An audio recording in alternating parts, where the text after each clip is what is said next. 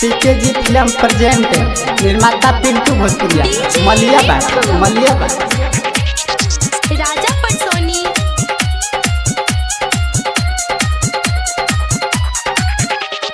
झूठा के हमारा से प्यार तू कैलो दोसारा में हरिया पकाए तू बहैलो झूठा के हमारा से प्यार तू कैलो दोसारा में हरिया पकाए तू बहैलो ऐसे जन हम के रोआई के जा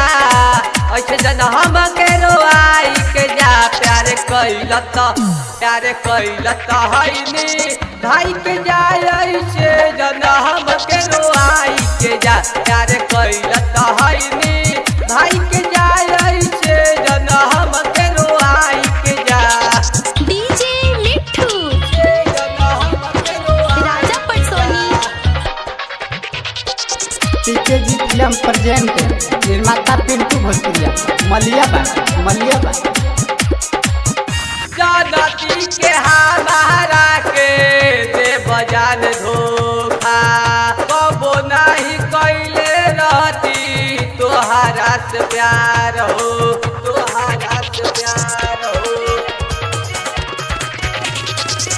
जानती के हमारा के दे बजान धोखा कबो नहीं कैले रहती तोहरा से प्यार हो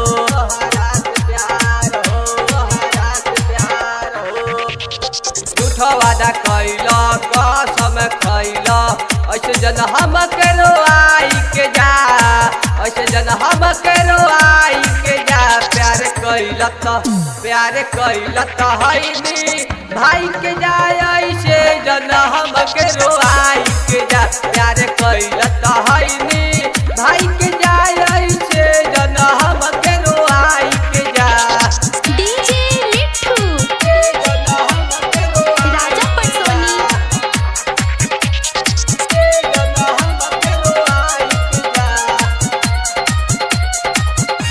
जानो से ज्यादा सोचे कैले रही प्यार हो तोहरे चलते छोड़ दिहनी पूरा परिवार हो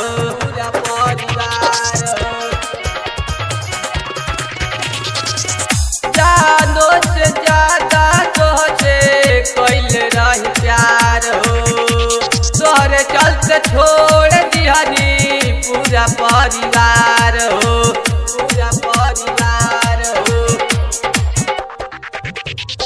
कौन गलती कैनी हम के भूलैनी ऐसे जन हम के रोआई के जा ऐसे जन हम के रोआई के जा प्यार कैलत हईनी भाई के जा ऐसे जन हम के रोआई के जा प्यार कैलत हईनी